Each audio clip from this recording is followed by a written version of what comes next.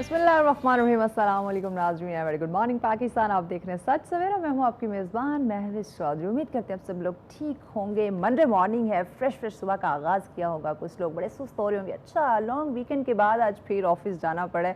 और कुछ लोग हमारी तरह बड़े एक्साइटेड होंगे अपने नाज़रीन, अपने दोस्त, अपने कोलीग से मिलने के लिए कि भाई फर्स्ट वर्किंग डे है तो बस फ्रेश होकर हैप्पी मूड के साथ जाना चाहिए, ताकि पूरा दिन इवन पूरा वीक आपका जो है वो अच्छा और खूबसूरत जो है वो गुजरता जाए। जहाँ हम अच्छे मूड की बात करते हैं वहाँ पे आपको थोड़ा सा ठंडे मिजाज का मुजाहरा भी करना चाहिए। देखिए मौसम कितना खूबसूरत होता जा रहा है, मौसम कितना अच्छा जो है वो, यानी कि ठंड की तरफ हम जान, जो हम कह रहे थे कि इतनी गर्मी हो रही है, पता नहीं सर्दियों का मौसम जो है वो कब आएगा, तो विंटर की जाने में हम बढ़ रहे हैं जनाब। तो यहाँ पे आपने अपनी सेहत का लाजमन ख्याल रखना है। और सेहत की जब बात करते हैं वहीं पे जो इश्यूज़ हमें देखने को मिलते हैं, जो आज हमारा टॉपिक भी होगा, स्किन के हवाले से, स्किन से रिलेटेड काफ़ी सारे इश्यूज़ का हमें सामना करना पड़ जाता है। बहुत सारे ऐसी डिजीज़ हैं स्किन से रिलेटेड, स्किन ड्राई होना शुरू हो जाती है, डिफरेंट इन्फेक्शंस होना शुरू हो जाते हैं। ये हम फंगस की बात करते हैं, हम इवन देखें तो ये डैंड्रफ की वजह से बहुत सारे इश्यूज होना शुरू हो जाते हैं। इवन बच्चों की स्किन से रिलेटेड आप देखें तो काफ़ी सारी डिजीज़ का सामना करना पड़ जाता है। वजह क्या होती है?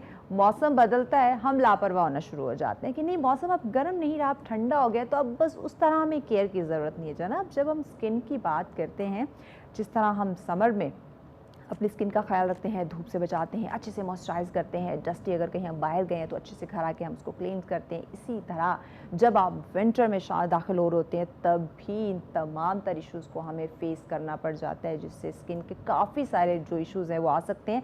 अब वो कौन कौन सी बीमारियाँ हैं इन पे आज हम बात करेंगे, और स्पेशली हमारे जो आज डर्माटोलॉजिस्ट, स्किन स्पेशलिस्ट हमारे साथ होंगे, वो हमें बताएंगे कि जैसे मौसम चेंज होता है ये स्किन के हवाले से कौन कौन सी इन्फेक्शंस हैं, कौन कौन सी ऐसी बीमारियां हैं जो लाक हो सकती हैं और इनकी वजूहात क्या होती हैं, और अगर देखा जाए तो कैसे वक्त से पहले अगर हम अपना ख्याल कर लें या ट्रीट करवा लें तो ये जो स्किन के इश्यूज़ हैं, जो स्किन के अमराज हैं, उससे हम खुद को बचा सकते हैं। अब इसके साथ साथ अच्छा एक और चीज़ हम ज़रूर इसमें डिस्कस करेंगे, ये जो हम खुद नेम हकीम बन जाते हैं, कहीं भी हमें स्किन के इश्यूज़ आए हैं, कहीं हमें इन्फेक्शन, एलर्जी, कहीं भी हमें इचिंग, रैशेज़ वगैरह हुए, तो हम खुद से ऊपर कोई ना कोई क्रीम, कोई ना कोई ट्यूब, कुछ ना कुछ हम नीम हकीम बन के खुद से घरेलू टोटके, इन सेल्फ मेडिकेशन की जगह बात करें तो वो हम करना शुरू कर देते हैं। अब इससे भी स्किन के इश्यूज़ मज़ीद बढ़ सकते हैं, यानी कि आप एक बीमारी को बढ़ावा दे रहे हैं कि हाँ ये एक चीज़ ख़राब हो चुकी है, स्किन मेरी पे इशू आ गया है, सेल्फ मैंने मेडिकेशन की है, यानी मैं उसे दाना डाल रही हूँ बीमारी को कि मज़ीद इसको बढ़ा लो, तो इसकी वजह से काफ़ी सारे जो है वो ये कॉम्प्लिकेशंस आ जाती हैं। फिर जब बात हद से बढ़ जाती है देन हम जाते हैं स्किन स्पेशलिस्ट के पास कि भाई अब तो मैंने स्किन अपनी बहुत ख़राब कर ली है, इसके साथ बहुत छेड़खानी कर ली है, अब आप इसे ट्रीट करें, जो एक लंबा प्रोसीजर हो जाता है। और फिर हम लंबा प्रोसीजर करने के लिए अनफॉर्चुनेटली हमें जो एक सब्र है, एक बर्दाश्त है, ज़रा एक लंबा प्रोसीजर चल रहा है तो टाइम टेकिंग चीज़ें होंगी, तो हमें वेट करना पड़ेगा, तो हम वेट भी नहीं करते, यानी कि आपकी एक छोटी सी लापरवाही जो है वो आपकी ये जो खूबसूरती है, स्किन की बात हम कर रहे हैं। देखिए बज़ाहिर आपकी जिल्द नज़र आ रही है, आपकी स्किन नज़र आ रही है, आपके हाथ पाँव, आपका फेस, आपका सर, आपकी नेक, यानी कि जो आपकी स्किन है वो दिखाई दे रही खूबसूरती है ना बज़ाहिर। अगर आप उसको कहीं भी कोई दाग धब्बा निशान आ जाएगा तो आप में जो कॉन्फिडेंस, सेल्फ कॉन्फिडेंस है वो थोड़ा कम हो जाएगा, आप में जो खुद एतमादी है वो कम हो जाएगी, आप कॉम्प्लेक्स का शिकार हो सकते हैं। तो इसलिए स्किन का ख्याल रखना, बदलते मौसम के साथ कैसे उसको ट्रीट करना है, किन चीज़ों का ख्याल रखना है, और स्पेशली आज आपको हम एक जो चीज़ है, एक जो बात उस पर फोकस करेंगे, आपको उन तमाम तर डिजीज़ के बारे में बताया जाए कि इस बदलते मौसम के साथ कौन कौन सी स्किन के अमराज जो हैं वो पैदा हो सकते हैं और किस तरह से उसकी रोकथाम मुमकिन होगी। ये होगा आज का हमारा पहला टॉपिक। दूसरे टॉपिक की जाने बढ़ने से पहले आज के वार्डरोब के बारे में बताते हैं कि आज का जो मेरा वार्डरोब है ये है हयात ऑफिशियल वालों का। इनके ऑफिशियल पेज, इनके सोशल मीडिया पे जाएं, वहाँ पे इनकी बहुत ज़बरदस्त विंटर कलेक्शन लॉन्च हुई है, तो इससे पहले कि सर्दियाँ आ जाएँ, कपड़े महंगे हो जाएं, आप अपने लिए अच्छे अच्छे कपड़े खरीद सकते हैं। दूसरे टॉपिक की जाने बातें जनाब, दूसरा टॉपिक भी इंतहाई इंटरेस्टिंग है। जहाँ पहले टॉपिक की बात करें कि आपकी खूबसूरती को निखारेगा, वहीं दूसरा टॉपिक अगर मैं कहूँ खूबसूरती से रिलेट करता है तो बुरा नहीं होगा, गलत नहीं होगा। क्यों? हम स्किन की बात करते हैं ना, वहीं पे हमारी ज़ुबान, हमारे अल्फाज, हमारी जो एक मादरी ज़ुबान जो होती है, अगर उसकी हम बात करें वो भी खूबसूरती है। जब आप अपनी मादरी ज़ुबान में बात करते हैं तो उससे जो एक निखार पैदा होगी, एक मोहब्बत, एक जो लगाव, एक लगन जो पैदा होती है वो किसी खूबसूरती से कम नहीं होती। तो जनाब हम बात करने वाले हैं उर्दू ज़ुबान की। देखिए माशरे का अलमिया ऐसा बन चुका है कि हमें लगता है हम जब तक इंग्लिश का इस्तेमाल नहीं करेंगे, जब तक हम इंग्लिश मीडियम स्कूल में नहीं जाएंगे, हमारे बच्चे जो है वो फर इंग्लिश बोलना नहीं सीखेंगे, तब तक वो कामयाब नहीं हो सकते। अच्छा ये भी एक माइंडसेट है। अब ये माइंडसेट हमने खुद ही क्रिएट किया। सोसाइटी प्रेशर की वजह से हमने देखा कि गोरे तो यहाँ से चले गए, अंग्रेज़ तो यहाँ से चले गए, लेकिन आज भी हम उनकी गिरफ्त में हैं। आज भी हम कह लें तो ज़हनी तौर पे हमने ख़ुद को गुलाम बना रखा है। English is just a language. English एक सिर्फ ज़ुबान है, लेकिन हमने इसे कामयाबी के साथ मुंसलिक कर दिया। जब आप किसी ज़ुबान को कामयाबी के साथ अटैच कर दें, अपनी जो आपकी मादरी ज़ुबान है, जो आपकी कौमी ज़ुबान है, जब आप उसको साइड पे कर दें, जो कि आपकी पहचान है। हम बहुत सारे जो ऐसे ना देखते हैं, ममालिक देखते हैं जो अपनी ज़ुबान से नहीं है। आप फ्रांस को देखें, आप रशिया को देखते हैं, आप चाइना को इवन देखें, जो कि इतने तरक्की याफ्ता ममालिक में जिनका शुमार होता है, अपनी ज़ुबान से वो नहीं हटते। लेकिन हम क्या करते हैं, हमारी महफ़िल में एक अगर कोई गोरा आ गया है तो हमने पूरी महफ़िल जो है वो हमने उसका जो इंट्रो, उसके पूरा जो एक डेकोरम है वो हमने इंग्लिश ज़ुबान में कर देना। क्यों भाई, गोरा बैठा हुआ है, एक बंदे को समझाने के लिए हमने बाकी सबको जो है वो बहरा कर देना है कि उन्हें पता नहीं समझ आ रही है या फिर नहीं आ रही। तो इस पे आज हम बात करेंगे कि उर्दू ज़ुबान जो है वो कितनी ज़रूरी है और किस तरह से उसे हम प्रमोट कर सकते हैं, किस तरह से आज के बच्चों को हम कहें कि आप इंग्लिश सीखें ज़रूर, लेकिन अपनी कौमी ज़ुबान पे अबूर होना भी बहुत लाजिम है। दोनों टॉपिक बहुत इंपॉर्टेंट हैं, इंतहाई अहम। आज चीज़ें इस पर डिस्कस करेंगे, बहुत अहम मालूमात आप लोग के साथ शेयर की जाएगी, लेकिन इस ब्रेक के बाद हमारे साथ रहिएगा।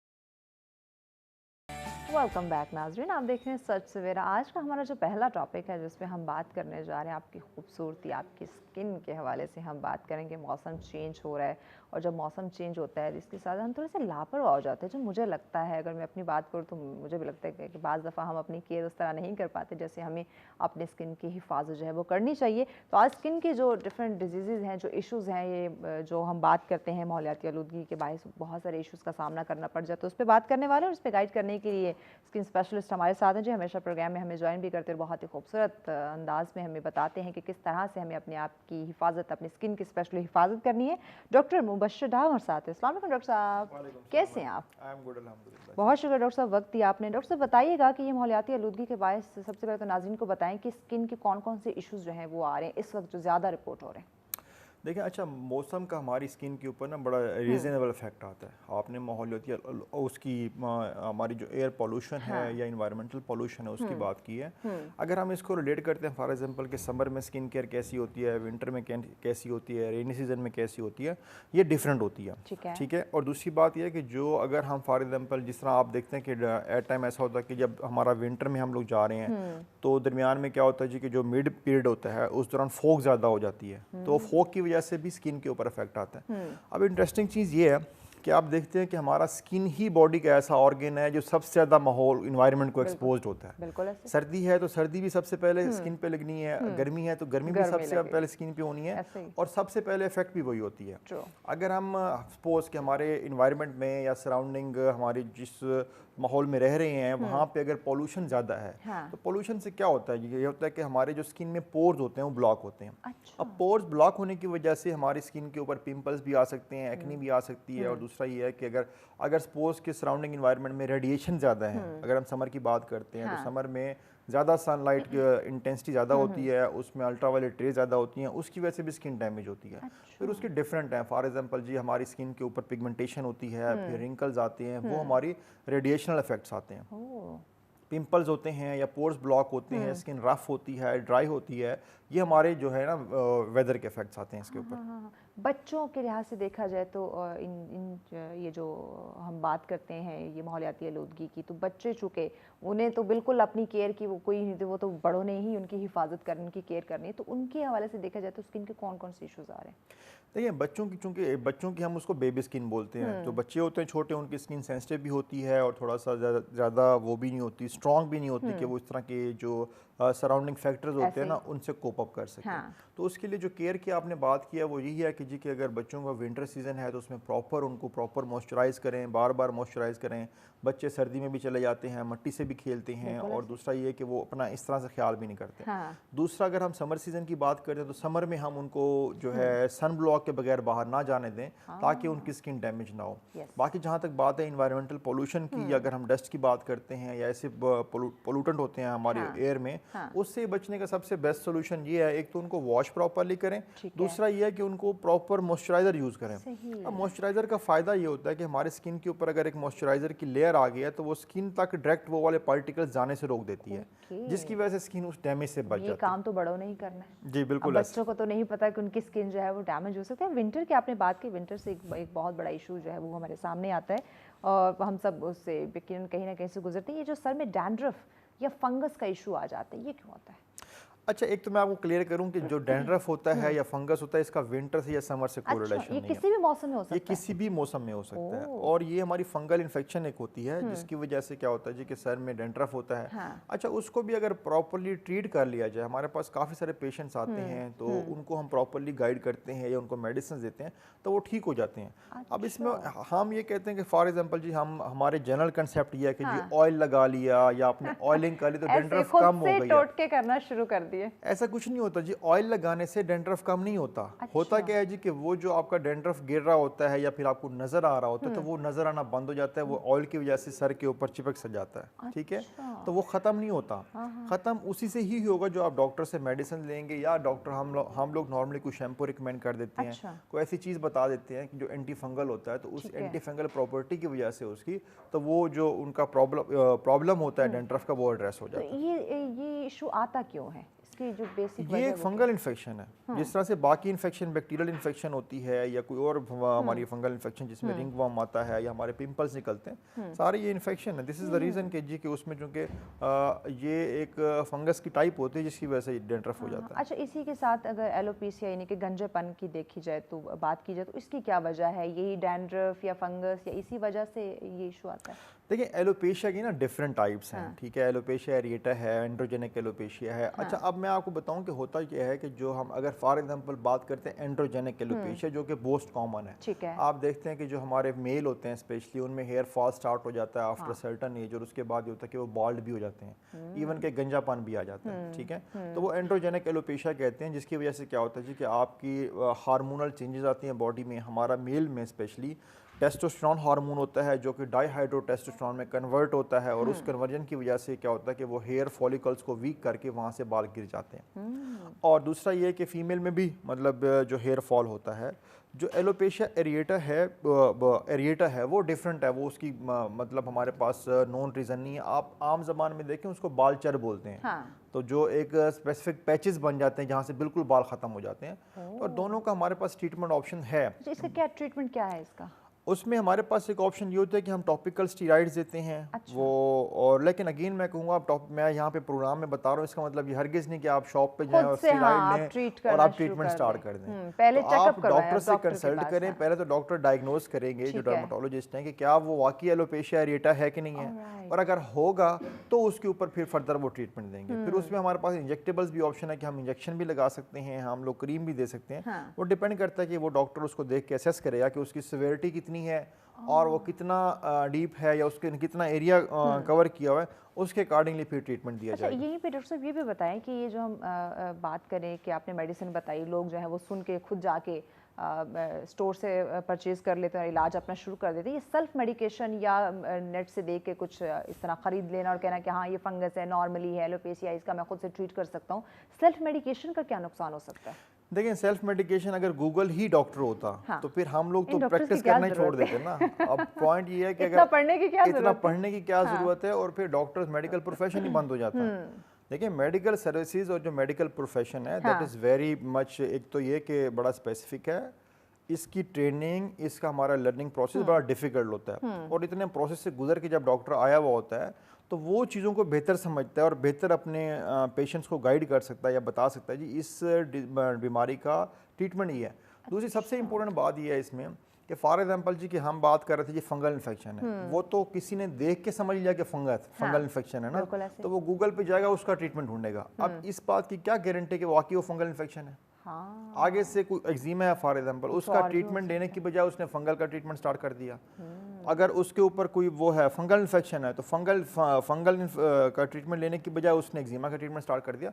सो इसको मैं तो बहुत डिस्करेज करूंगा कि और बिल्कुल मना करूंगा कि आप कोई भी ऐसी मेडिसिन यूज़ ना करें कि जिसकी वजह से ऐसा हो कि आपकी बीमारी ठीक होने की बजाय मजीद ख़राब हो जाए। अच्छा, ये स्कैबिस की हम बात करते हैं, ये क्या होता है और इसकी क्या अलामात होती हैं? स्कैबीज, हाँ।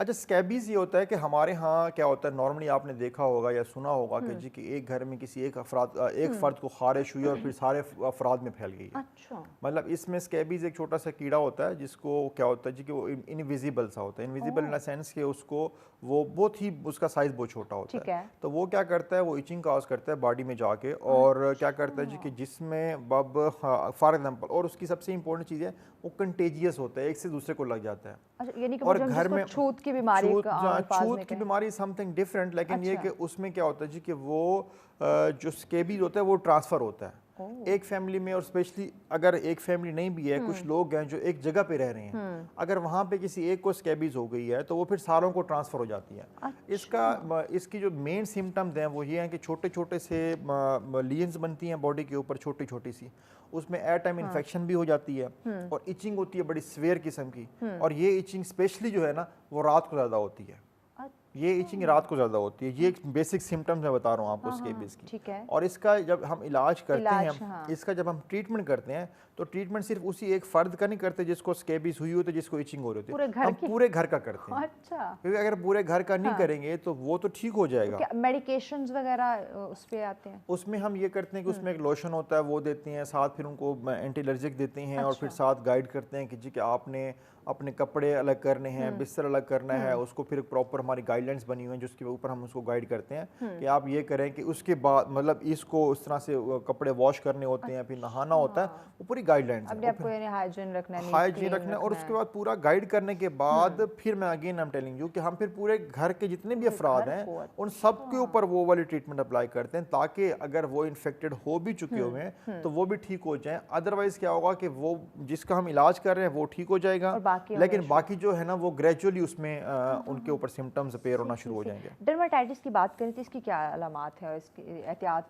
क्या इसकी बताते हैं? देखिए डर्माटाइटिस जो है ना एक तरह से हमें आप इसको स्किन एलर्जी कह सकते हैं। स्किन एलर्जी से मुराद ये है कि आप देखते हैं कि कुछ लोगों के सर के ऊपर पैचेस से बने होते हैं। आपने डैंड्रफ की बात की, डैंड्रफ में पैचेस नहीं गिरते। अच्छा। डैंड्रफ में हल्के हल्के से वो होते हैं, मतलब ये कि जस्ट लाइक सैंड ज़रात होते हैं वो गिरते हैं। लेकिन अगर आप देखें कि सर के ऊपर पैचेस बने हुए हैं और ज़्यादा खारिश होती है, और डैंड्रफ में ज़्यादा खारिश नहीं होती, डर्माटाइटिस में खारिश होती है। अच्छा। खारिश के साथ ये है कि एट टाइम अगर खारिश ज़्यादा स्वेयर इचिंग की जाए तो उससे क्या होता है जी कि ब्लीडिंग भी स्टार्ट हो जाती है। और डर्माटाइटिस का डिफरेंट मोस्टली स्काल्प पे होता है, at time behind the ear भी होता है। तो उसको फिर ट्रीटमेंट, ये मैंने आपको सिम्टम्स बताई हैं उसकी जनरल सिम्टम्स।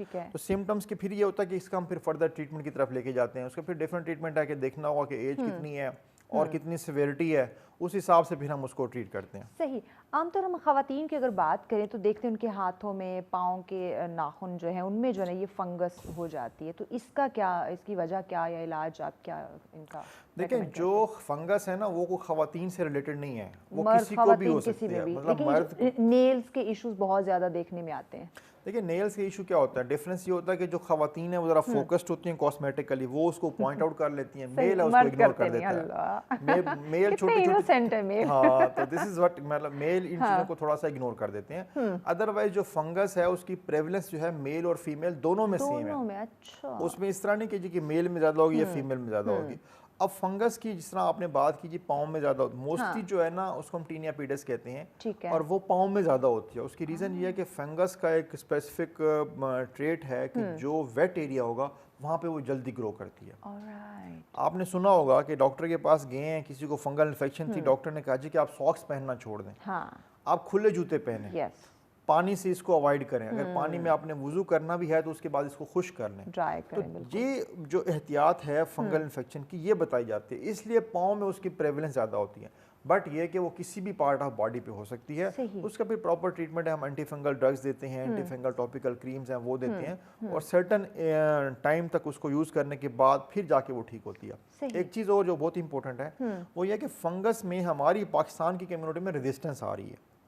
रेजिस्टेंस से मुराद ये है कि हम जो फंगल को ट्रीट करने के लिए मेडिसिन देते हैं उसके अगेंस्ट फंगस उसमें हमारी जो पब्लिक है उसमें रेजिस्टेंस आ रही है। रेजिस्टेंस से मुराद ये है कि अगर हमको लो डोज देते हैं या लो स्ट्रेंथ की मेडिकेशन देते हैं तो उससे उनको ट्रीटमेंट या उनको आराम नहीं आ रहा। तो मेरा जो पब्लिक को ये सजेशन होगी या ये एडवाइस होगी, अगर आप फंगस का ट्रीटमेंट कर रहे हैं तो जो डॉक्टर ने एडवाइस किया है वही कंप्लीट करें। होता क्या है जी कि ट्रीटमेंट स्टार्ट किया है, 1 वीक ट्रीटमेंट लिया है, ठीक हो गया, छोड़ दिया। हाँ, तो होता उसमें क्या होता है जी कि फिर उसी इंसान में उसके खिलाफ रेजिस्टेंस पैदा होना शुरू हो जाती है। तो इससे काइंडली अवॉइड करें ताकि आप बजाय बेहतरी करने के अपना नुकसान ना करें। ये वाकई ये चीज़ हमें है, पता नहीं क्यों हम अपनी उस तरह केयर नहीं कर पाते। हमें लगता है 2-4 दिन मेडिकेशन की है, हम इलाज किया है, बेहतरी महसूस हुई है, बस दवाई छोड़ दे, अब क्या ज़रूरत है, अब बाकी रिकवरी जो है ना वो वैसे ही हो जाएगी। एक्ने के बहुत ज़्यादा इश्यूज देखने में आ रहे हैं, इसके इलाज। अच्छा, एक्नी तो ये वो मसला है कि जो ख़वातीन मर्द सारे इस चीज़ को फेस करते हैं, और स्पेशली आफ्टर प्यूबर्टी। आपने देखा होगा कि जब बच्चे बच्चियां जवान होते हैं तो जवानी के बाद उनके चेहरे के ऊपर ना दाने निकलना शुरू हो जाते हैं। हार्मोनल चेंजेस भी होती हैं, और बॉडी का यकीनन चूंकि बॉडी आपको अकॉर्डिंगली ग्रो कर रही होती है, बॉडी में चेंजेस आ रही होती हैं, ये भी फैक्टर्स होते हैं। ठीक है, लेकिन जो मेन फैक्टर बनता है एक्नी का वो होती है कि कुछ लोगों की स्किन ऑयली होती है, कुछ की ड्राई होती है। जो ऑयली स्किन वाले लोग हैं उनमें एक्नी के चांसेस ज़्यादा होते हैं, जबकि एक्नी जिसमें भी आप देखेंगे आप उनसे चेक कर लें कि 90-95% लोगों की जो एक्नी होती है, एक्नी प्रोन स्किन होती है, वो ऑयली होती है। होता क्या है जी कि ऑयली स्किन वाले लोगों में सीबम प्रोडक्शन ज़्यादा होती है, जिसको हम आम जबान में कहते हैं जी कि ऑयल प्रोडक्शन ज़्यादा हो रही है। तो एक्चुअली वो सीबम होते हैं, हमारे सेबेशियस ग्लैंड्स होते हैं जो सीबम प्रोड्यूस करते हैं। तो सीबम प्रोडक्शन ज़्यादा होने की वजह से क्या होता है, हमारे जो पोर्स होते हैं वहाँ जाके सीबम स्टक होता है, उस स्टक होने की वजह से वहाँ पे एलर्जी होती है, इन्फेक्शन होती है, बैक्टीरियल इन्फेक्शन होती है, जिसकी वजह से पिंपल बन जाता है। तो ये एक पूरा मैंने आपको प्रोसेस समझाया है। एक्नी होने की रीजंस ये हैं। दूसरा ये कि एक्नी का सबसे इंपॉर्टेंट ये है कि एक्नी का ट्रीटमेंट अवेलेबल है। लोग मोस्टली डिस्करेज हो जाते हैं, डिसअपॉइंट हो जाते हैं कि जी कि हमने इलाज किया है, इलाज से ठीक नहीं हुआ, फिर अगर इलाज किया है तो ठीक हो गया, फिर दोबारा हो गया, तो इसका हमारे पास कोई हल नहीं है। लेकिन एक्नी का जो ट्रीटमेंट है वो लंबा अरसा चलता है। पहली बात, मैं अभी यूएसए गया हुआ था, अमेरिका, वहाँ पे मैंने ट्रेनिंग की है डर्मेटोलॉजी में, तो वहाँ पे भी यही चीज मैंने देखी है कि एक्नी का ट्रीटमेंट जो है वो लंबा अरसा चलता है। जब लंबा अरसा कहते हैं बस 2-4 दिन, हफ्ता 10 दिन में ठीक हो जाए। दूसरी इंपॉर्टेंट बात यह है कि ट्रीटमेंट होने के बाद अगर आपने एक दफा ट्रीटमेंट लिया है और वो बिल्कुल ठीक हो गया है तो कीप इट इन माइंड कि वो दोबारा भी हो सकती है। तो हम जब डॉक्टर्स के पास पेशेंट्स आते हैं तो हम उनको प्रॉपर काउंसलिंग करते हैं, बताते हैं कि इसी में पैगाम ऐड कर दीजिएगा अपना पैगाम। जी नाज़रीन, मेरा पैगाम सिंपल ये है नाज़रीन के लिए कि जी के स्किन केयर इतनी मुश्किल नहीं है, थोड़ी सी एहतियात करें, थोड़ा सा खुद पे फोकस करें, पानी का इस्तेमाल ज़्यादा करें, अपनी नींद बेहतर रखें, फ्रेश वेजिटेबल जूसेस ये चीज़ें लें, आपकी स्किन बहुत बेहतर रहेगी। अगेन एक बात लास्ट में कि अपनी नेचुरल स्किन को रिटेन करें, ज़्यादा तजर्बात में ना जाएं। क्या बात है, ये तो बहुत अच्छी बात आपने की। बहुत शुक्रिया डॉक्टर साहब, आपने वक्त दिया। यकीनन नाज़रीन जो डॉक्टर साहब ने हमारे साथ मालूमात शेयर की ये इंतहाई ज़रूरी थी कि हम आप लोगों के साथ डिस्कस कर सकते, क्योंकि अपनी केयर करना, अपनी हिफाजत करना बहुत ज़्यादा ज़रूरी है। और लास्ट में जिन्होंने कहा कि नेचुरल जो आपकी ओरिजिनल स्किन है कम से कम उसके साथ छेड़खानी मत करें, एक्सपेरिमेंट जो है ना करें। इससे बेहतर है कि आपकी स्किन ख़राब हो जाए, आपकी जो ओरिजिनल टोन, ओरिजिनल स्किन है उसी के साथ खुश रहें।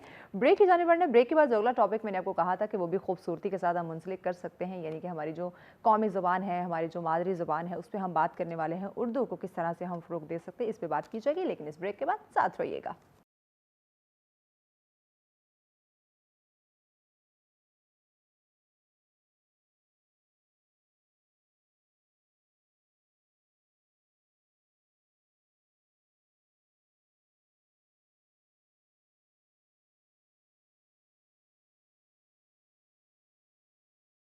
वेलकम बैक नाज़रीन, आप देख रहे हैं सच सवेरा। आज का हमारा दूसरा टॉपिक जिस पे हम बात करने जा रहे हैं, हमारे मौजूदा दौर में उर्दू ज़ुबान पे हम डिस्कशन करेंगे कि कितना हम अपनी कौमी ज़ुबान को जो है वो वैल्यू करते हैं, इसकी अहमियत और ज़रूरत को हम कितना समझते हैं। देखिए, कहा जाता है ना कि कौमें हमेशा वही तरक्की करती है जो अपनी पहचान के साथ रहती हैं, और अगर हम अपनी कौमी ज़ुबान उर्दू की बात करें तो यकीनन ये हमारी पहचान है, और हमें अपनी पहचान को इसका जो इस वक्त हमें फुकदान देखने को मिल रहा है, इसको ख़त्म करने की ज़रूरत है। और उर्दू ज़ुबान की जो अहमियत है, जो ज़रूरत है, वो आज मौजूदा दौर में हम सब को जानने की और समझने की ज़रूरत है, और उसी पे हम बात करेंगे। और इस पे गाइड करने के लिए हमें आज ज्वाइन किया है जी सैयद ज़हीर गिलानी साहब हमारे साथ। अस्सलाम वालेकुम ज़हीर साहब, कैसे हैं आप? जी बहुत शुक्रिया आपने हमें ज्वाइन किया, वक्त दिया, वेलकम करते हैं आपको। कि आपने मुझे मौका दिया। सही ज़ाहिर साहब, पहले तो बताइए नाजरीन को, हम उर्दू ज़ुबान की बात करने जा रहे हैं, इसकी तारीख हिस्ट्री थोड़ी सी जो है वो बयान कर दीजिए। जी देखें, जब हम बात करते हैं ना, आपने बड़ा अच्छा सवाल किया कि जब हम दौरे हाजिर की बात करते हैं तो ये एक किस्म का तकाबिल होता है माजी और मुस्तकबिल के साथ, क्योंकि ज़माने तीन ही किस्म के हैं, या माजी है, या हाल है, या मुस्तकबिल है। बिल्कुल। माजी हाल को असरअंदाज होता है और हाल से मुस्तकबिल बनता है। तो आपने बहुत अच्छा सवाल किया कि ये ज़बान जो है इसकी, अगर हम इसकी तारीख़ में ज़्यादा दूर तक जाएं तो काफ़ी टाइम लग जाएगा, लेकिन ये सबको मालूम है कि ये उर्दू ज़बान सारे ब्रिटिश इंडिया या हिंदुस्तान, मुत्तहिदा हिंदुस्तान की एक लिंग्वा फ्रंका थी, एक राब्ते की ज़बान थी। तो जब तहरीक पाकिस्तान शुरू हुई तो हम देखते हैं कि तहरीक पाकिस्तान के बुनियादी निकात में से एक नुक्ता तहफ़्फ़ुज़ उर्दू ज़बान था। अच्छा। क्योंकि जब ये इख्तलाफात ज़्यादा ज़ोर पकड़ गए और हमारे कायदीन ने ये समझा कि अब इतना इख्तलाफात हो गए हैं कम्युनिटीज़ के दरमियान कि हमें अपने तमद्दन के बचाव के लिए, अपनी तहज़ीब के बचाव के लिए और अपनी ज़बान और मज़हब के बचाव के लिए हमें एक अलग मुल्क की ज़रूरत है। तो तहरीक पाकिस्तान शुरू हुई। तो हम देखते हैं कि तहरीक पाकिस्तान की ज़बान उर्दू ज़बान है। तमाम तकरीरें उर्दू में होती हैं, तमाम बातें उर्दू में होती हैं, कॉन्फ्रेंसें उर्दू में होती हैं, कहीं कहीं अंग्रेज़ी में भी बात होती है क्योंकि वो ब्रिटिश इंडिया था उस वक्त और वो लोग उसी में पले बड़े थे। लेकिन जब बात पाकिस्तान की आई तो मुस्लिम लीग बनने के फ़ौरन बाद 1906 से उर्दू ज़बान की बात शुरू हुई और सब हमारे ज़ुआमा ने ये अहद किया और वादा किया मुस्लिम कौम से कि पाकिस्तान बनेगा तो हम उर्दू को कौमी ज़बान बनाएंगे, उर्दू को नाफिज करेंगे। तो जब पाकिस्तान बना तो कायदे आज़म तो अपने कौल और फेल में उनके तजाद नहीं था, वो तो अपनी बात के बड़े पक्के थे।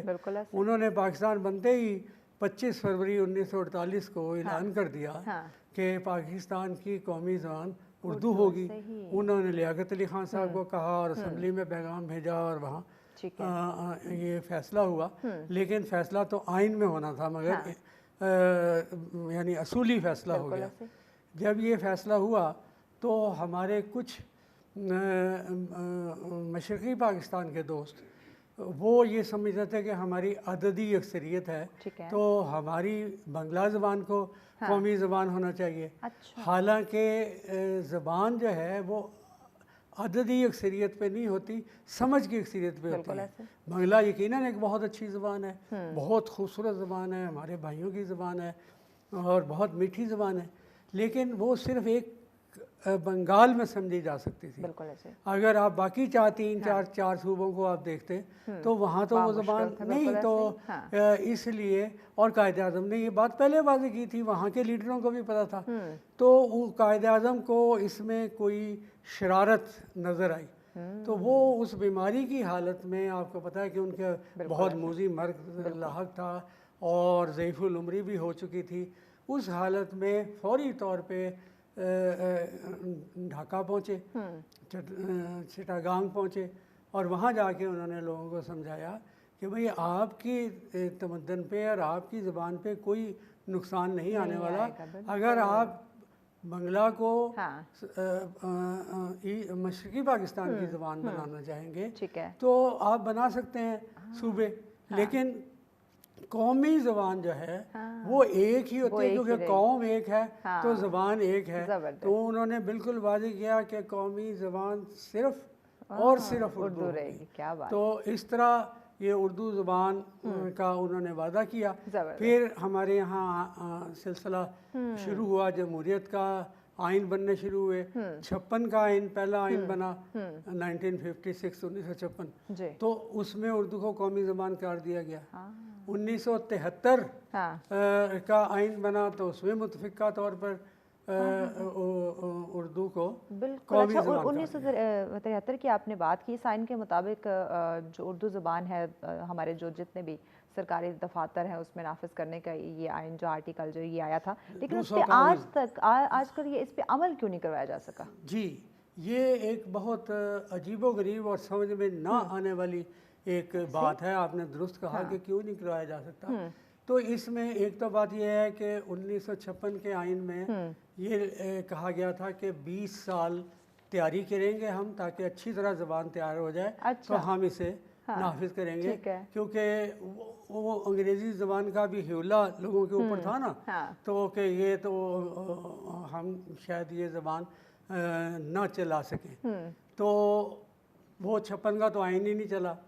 फिर उसके बाद 73 के आइन में 15 साल की मुद्दत रख दी। अच्छा। तो 15 साल की मुद्दत जो है, हालांकि 1 साल में भी हो जाने वाला काम था, लेकिन यह है कि इस दौरान फिर अदारे वगैरह बने, अगरचे के देर से बने। मुख्तदरा कौमी ज़बान बना, अकेडमी ऑफ लेटर्स, अकादमी अदबियात और उर्दू लुगत बोर्ड, उर्दू साइंस बोर्ड वगैरह। तो इन अदारों ने बहुत ज़्यादा काम किया। तो ये था, तय हो गया कि 1988 में उर्दू को मुकम्मल नाफिज कर दिया जाएगा। अच्छा। लेकिन 1988 का अब इंतज़ार ही रहा। 1988 आया, 2000 आया, 2010 आया, फिर 2014 आ गया। लेकिन लोग जो है वो उसके 1988 नहीं आ रहा, वो नहीं, सब आई जा रहे हैं। वो 1988 जिसमें उर्दू ने नाफिज होना था। तो हमारी सूरत हाल कुछ इस तरह की हो गई, जो फैज़ की ज़बान में तुम आए हो ना शबे इंतज़ार गुजरी है, तलाश में है सहर बार बार गुजरी। तो वो सहर गुजर रही थी। और 2015 भी गुजरा जा रहा था कि 8 सितंबर 2015 को हमारी अदालत उज़्मा सुप्रीम कोर्ट ऑफ पाकिस्तान ने उर्दू के फौरी नफाज का हुक्म दे दिया। बिल्कुल ऐसे ही। अच्छा, वो हुक्म तो आ गया, लेकिन और हुकूमत वक्त ने यकीन उन्हें दिलाया कि हम इसको अमल करवाएंगे और थोड़ा बहुत अमल शुरू भी हुआ। मगर फिर उसके बाद बात गई। फिर ये यानी कि हमारी जो कौमी ज़ुबान है उस पे हम सितम करे जा रहे हैं, उस पे सितम आइन आ रहे हैं। अब हम जो है वो नाफिज करने की, जब अमल दरामद करने की बात आती है, वहाँ पे कुछ नहीं। तो इस तरह हम, ये छोटा सा माजी का जिक्र इसलिए मैंने किया कि इस तरह हम दौरे हाजिर में दाखिल हो गए। तो जब इस पर मज़ीद आगे चल के हमसे सब बात करेंगे, ब्रेक की जाने पड़ना है। ब्रेक के बाद हम मज़ीद जानेंगे कि जब हमारी कौमी ज़बान, इसकी तारीख़ आपने सुनी नाज़रीन, कि यकीनन एक स्ट्रिक्टली जो है वो इस पर आइन है और इस पर अमल दरामद करने की जो है वो एक बात हुई, लेकिन उसके बावजूद कुछ नहीं हो सका। और आज मौजूदा दौर की चूँकि हम साथ बात कर रहे हैं, और अब तो बहुत ही कम मुझे लगता है कि हमारे नौजवान अपनी जो कौमी ज़ुबान है वो प्रॉपर बोल पाते हों, लिख पाते हों या समझ पाते हों। हमने वैल्यू कर दिया है जी अपनी अंग्रेज़ी ज़बान को, इंग्लिश को हमने जो है वो वैल्यू करना शुरू कर दिया। तो इस पर मज़ीद इन डिटेल बात करेंगे कि क्या अपनी कौमी ज़ुबान से हट कर हम तरक्की कर सकते हैं, हम दुनिया का मुकाबला कर सकेंगे। इस पर बात की जाएगी, लेकिन इस ब्रेक के बाद साथ रहिएगा।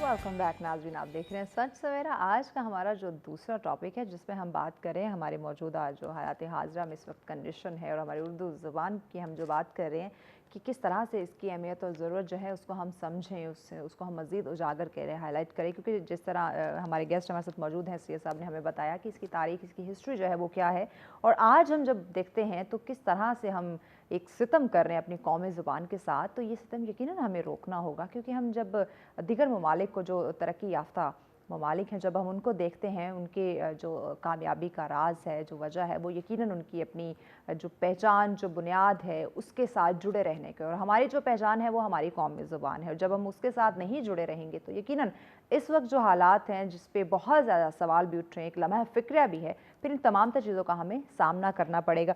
सैयद साहब, हम बात करें तुर्की के जो वज़ीर आज़म हैं तैयब एर्दोगान की बात करें, जो पाकिस्तान में सेनेट में और कौमी असम्बली का जो मुश्तरका इजलास हुआ था, उन्होंने अपनी ज़ुबान में, तुर्की ज़ुबान में जो खिताब किया था और वाज़ेह कहा था कि ज़हीन बनो, ग़ुलाम नहीं। तो इस तरह की बहुत सारी एग्जाम्पल्स हमें मिलती हैं, तो हम उन एग्जाम्पल से कुछ सीखते क्यों नहीं हैं? जी, उन्होंने बिल्कुल दुरुस्त कहा और उन्होंने इस पे अमल करके दिखाया कि जहानत से तरक्की होती है, किसी ज़बान से तरक्की नहीं होती। लेकिन जहानत की तरक्की अपनी ज़बान से होती है। अपनी ज़बान जो है वो हमारी मादरी ज़बान होती है, हमारी कौमी ज़बान होती है। तो जब हम दौरे हाज़िर की बात करते हैं, ये लफ्ज़ इस्तेमाल करते हैं, या असरे रवां का लफ्ज़ इस्तेमाल करते हैं, या मौजूदा दौर का लफ्ज़ इस्तेमाल करते हैं, तो हमें ये देखना होगा कि पहले के मुकाबले में, माजी के मुकाबले में इसमें क्या फ़र्क क्या है। तब्दीली क्या आई है? तब्दीली क्या आई है? तब्दीली आई है कि ये दौर टेक्नोलॉजी का दौर आ गया। इसमें नकलो हमल के ज़राए बहुत तेज़ हो गए हैं, बहुत आसान हो गए हैं, थोड़ा महंगे भी हो गए हैं। इसी तरह मालूमात जो है वो बहुत तेज़ी से चलती हैं। समुंदर पार की खबर आपको पलक झपकने में सेकंड्स में पहुंच जाती है। और इसी तरह आपके जो मईशत के ज़राए हैं, जो आपके माश हैं, वो उनमें भी इजाफा हुआ है, तरक्की हुई है। लेकिन वो अब एक जगह पे लोकलाइज नहीं रहे, वो बिखर गए हैं। ये आलमगीरियत का दौर है। ये दौर जो है इसे जैसे वो ग्लोबल विलेज कहा जाता है, तो ग्लोबल विलेज कोई अच्छा नाम नहीं है, लेकिन बाहर ग्लोबलाइजेशन है।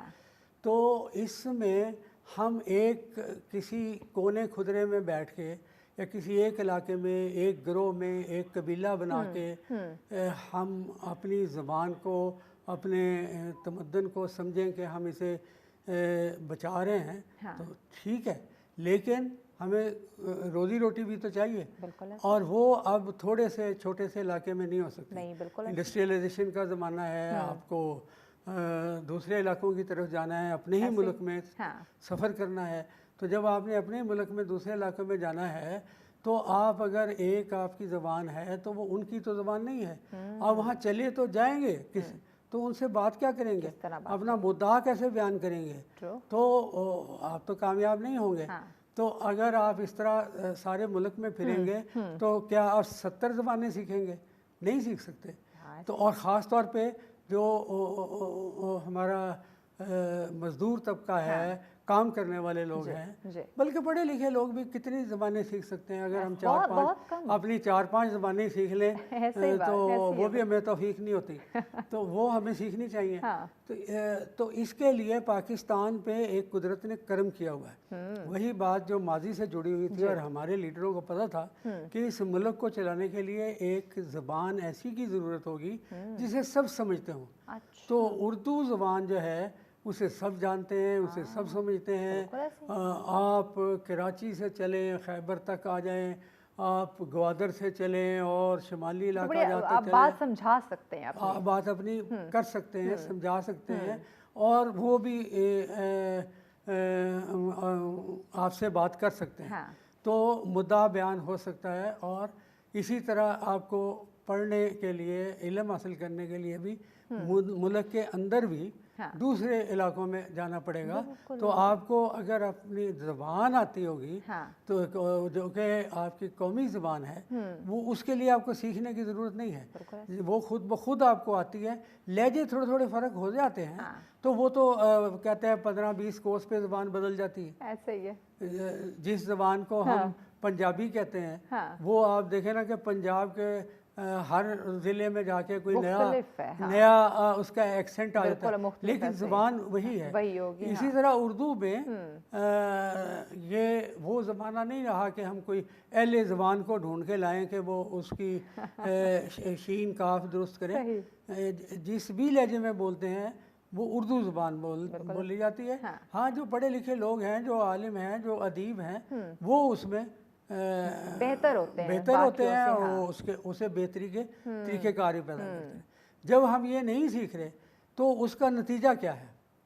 उसका नतीजा ये है कि अब जब हम तालीम एक ऐसी ज़बान में दे रहे हैं जो ना तालीम देने वाले को सही तरह आती है, ऐसे ही वाजबी सी आती है अंग्रेज़ी, और पढ़ने वाले को बिल्कुल ही कम आती है, समझ ही नहीं, और उसके ख़ानदान वालों को तो कभी आप देखें ना कि पढ़ाई होती है, हाँ। तो वो वालिदैन और इर्द गिर्द के लोग, हाँ। एक माहौल होता है, वो आप होमवर्क दे के बच्चे को भेज देते हैं, हाँ। वो घर में आता है तो उसके तो बाप ने, उसकी माँ ने, उसके बहन भाइयों ने कभी वो अंग्रेजी देखी नहीं होती, देखना पड़ी, बिल्कुल। और हमें क्या समझाएगा बच्चे को, क्या समझाएगा? हाँ। तो ये एक हमने मिथ बना ली थी। अच्छा, आजकल है भी ऐसा ना से सब के, जैसे हम बात करेंगे बच्चों को अंग्रेजी में सिलेबस देके सारा अंग्रेजी में कर दिया गया, इंग्लिश में सिलेबस है। अब बच्चा जो सोच रहा है वही अपनी मादरी जबान, अपनी कौमी जबान में सोच रहा है, लेकिन जो लिख रहा है वो किसी और जबान में लिख रहा है, तो वो कितना फर्क आएगा लिखने समझने में और सीखने में? वो उसी चक्कर में जबान के फंसा रहेगा,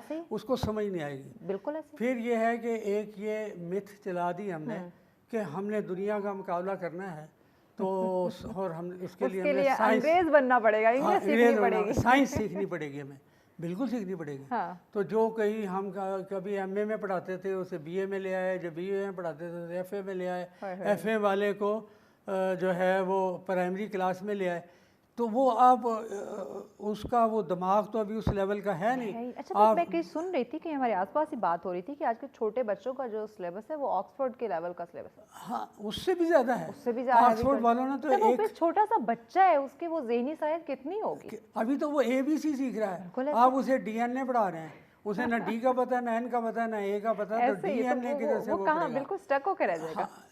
उसका नतीजा क्या होगा कि वो रट रटा के अगर अच्छा मेहनती है, वो सिर्फ फिर नंबर ले लेगा, उसे नंबर ले लेने हैं, लेकिन उसमें काबिलियत नहीं आएगी। तो नतीजा क्या होगा कि इतने 75 साल से हम अंग्रेजी पढ़ा रहे हैं, कितने बड़े साइंसदान हमने पैदा कर लिए, जो बड़े साइंसदान पैदा हुए वो वही हुए जिन्होंने उर्दू में पढ़ा था, और टाट के स्कूल पे बैठ के पढ़ा था। हमारे कदीर खान साहब और दूसरे बड़े लोग जो हैं, रज़ीउद्दीन सिद्दीकी साहब, दुनिया के बड़े माने हुए लोग हैं, तो ये लोग बड़े अच्छे अदीब भी थे, बड़े अच्छे उर्दू दान भी थे, और अंग्रेज़ी भी इन्होंने सीखी। अंग्रेज़ी अंग्रेज़ी बहुत अच्छी ज़बान है, उसे हम कोई वो डिनाई बिल्कुल नहीं कर सकते, बदल नहीं कर रहे, लेकिन सिर्फ ये है कि अंग्रेज़ी की भी ज़रूरत है, लेकिन वक्त के साथ आप देखें कि दूसरी ज़बानों की ज़रूरत ज़्यादा हो गई है। ब्रेक लेनी है, ब्रेक के बाद इस पर हम मज़ीद बात करते हैं कि यकीनन ज़ुबान सीखना कोई बुरी बात नहीं है, लेकिन अपनी कौमी ज़ुबान से हट जाना, उससे बिल्कुल निगलेक्ट कर देना, ये गलत हो सकता है, और इसके साथ हम कभी भी इस चीज़ से निकल के हम कामयाबी और तरक्की की जानिब नहीं बढ़ सकते। मज़ीद इस पर बात की जाएगी, लेकिन इस ब्रेक के बाद साथ रहिएगा।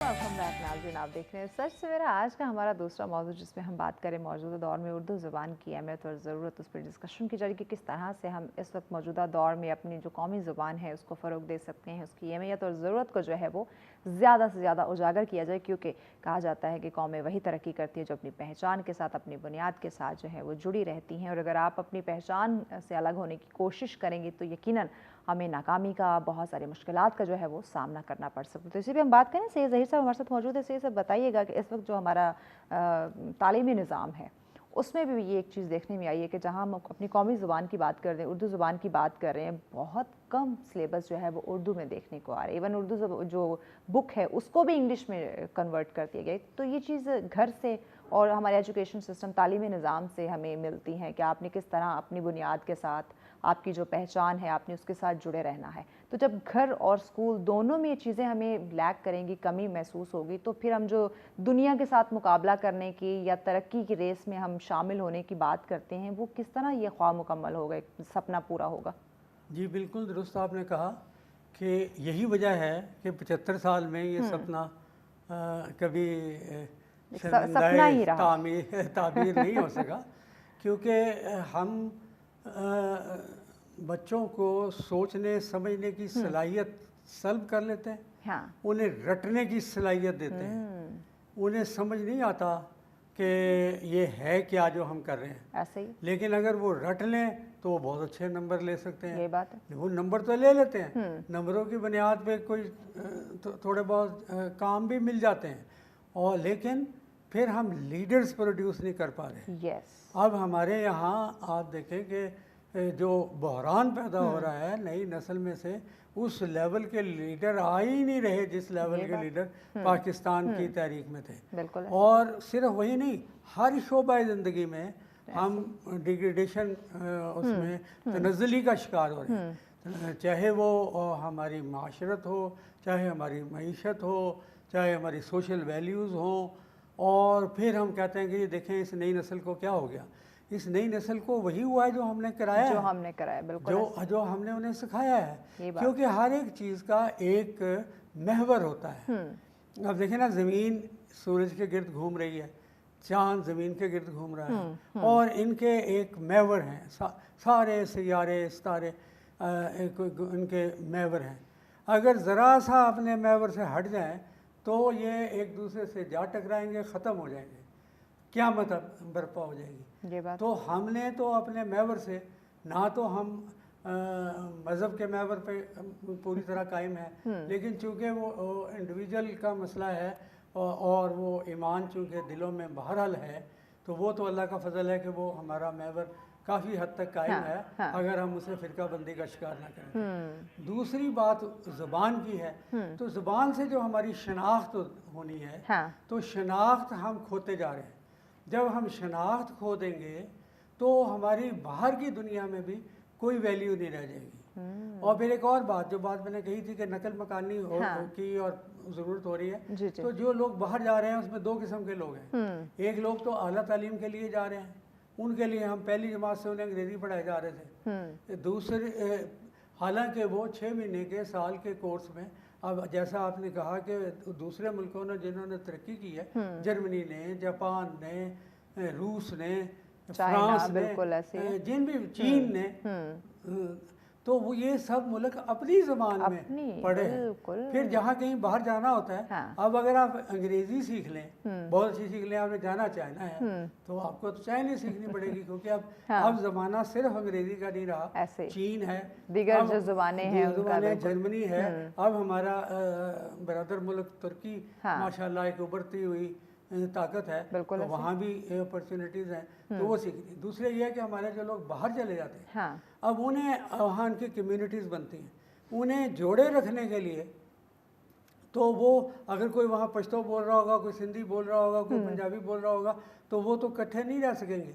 उन्हें जुड़ने के लिए भी उर्दू चाहिए। बिल्कुल ऐसे। तो वो दूसरे ये कि उन्हें अपने मुल्क से मोहब्बत पैदा करने के लिए हम ये तो कहते हैं कि वो बाहर से तरसील ज़र करें, रेमिटेंस हमें भेजते रहें, लेकिन हम ये नहीं कहते कि हम उनके लिए कुछ ऐसा तरीक़ेकार करें कि वो उर्दू सीख के जाएं या वहाँ सीखें और अपने मुल्क से उनकी जड़ें जो हैं कायम रहें और वो अपने मुल्क से साथ वफादार भी रहें। वो तो हैं, लेकिन जुड़े रहें, वरना एक नस्ल नहीं तो दो नस्ल नहीं तो तीसरी नस्ल पे वो मुल्क से ख़त्म हो जाएंगे। यही बात है।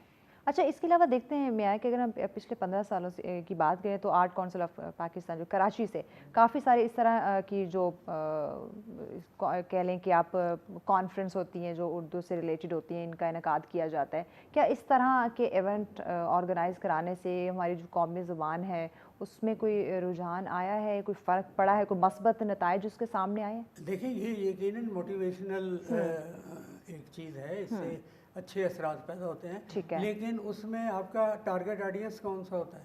अब मैं मीडिया में बैठा हूँ, आप लोग भी कवर करते हैं, एक छोटी सी खबर लगा देते हैं कि ये कराची में हुआ, लाहौर में हुआ, इस्लामाबाद में हुआ, वो ऑडियंस तक तो नहीं पहुँचती ना बात उसकी। वो तो वही लोग थोड़े से हैं, 100, 200, 400 आपस में बात करते रहते हैं, पढ़े लिखे लोग, आम आवाम तक तो बात पहुँचती नहीं है। तो वो बात तो अच्छी है, लेकिन उससे क्या फ़ायदा होगा अगर आप उसे नाफिज नहीं करेंगे। अब देखें, हैरानगी की बात है कि हमारी सबसे ज़्यादा मुखालफत जो है, कहते हैं कि जी ब्यूरोक्रेसी करती है। कि ये जो ख़त किताबत है अंग्रेज़ी में होनी चाहिए, हालांकि उर्दू में हर आदमी ख़त लिख सकता है, हर आदमी पढ़ सकता है। बिल्कुल। और मरासलत होती किस लिए है? मरासलत तो राब्ते के लिए होती है ना, तो राब्ते की ज़बान तो उर्दू है। उर्दू यकीनन। तो अगर आप उर्दू में आपका मरासला होगा तो लोगों को, अवाम को पता चलेगा कि उनकी हुकूमत उनके लिए क्या क्या इक़दाम कर रही है। अगर नहीं पता चलेगा तो खलीज बढ़ती जाएगी, खलीज बढ़ेगी तो कौमी शनाख्त ख़राब होगी। बिल्कुल। पैगाम क्या देंगे कि इस वतन अजीज़ में जो हमारी कौमी ज़ुबान है उसको हम तरक्की के लिए और उसको फ़रोग़ देने के लिए क्या मशवरा या कोई एडवाइस आप हमारे नाज़रीन को करना चाहें? इसके लिए मेरा पैगाम ये है कि हमें अपने हर किसान, मज़दूर, गरीब और अमीर हर एक को एक ही ज़बान में पढ़ाना है और वो ज़बान उर्दू है। बिल्कुल। और इसी से हमारी तरक्की होगी। यकीन। वरना हमारे जो 90% गरीब लोग हैं वो तो इस अंग्रेज़ी ज़बान के ज़रिए कभी भी गुर्बत से नहीं निकल पाएंगे। बिल्कुल, बहुत शुक्रिया से सब आपने हमें वक्त दिया। बहुत अहम मालूमात यकीनन आज हमारे साथ शेयर हुई कि देखिए हम जब कौमी ज़बान की, अपनी उर्दू ज़बान की बात करते हैं, तरक्की की बात करते हैं, तो यकीनन हमें अपनी पहचान के साथ ही रहना होगा और अपने बच्चों को और दौर हाज़िर की जब बात करें तो उन्हें बावर करवाना होगा कि हमारी कौमी ज़बान की कितनी अहमियत और कितनी ज़रूरत है। और हम तभी, अगर एक कौम बनेगी, अपनी ज़बान को, अपनी पहचान को साथ लेके चलेंगे तो ही हम उन तरक्की याफ्ता ममालिक में हमारा शुमार हो सकेगा। इसी पैगाम के साथ दीजिए इजाज़त। अल्लाह ने के बाद।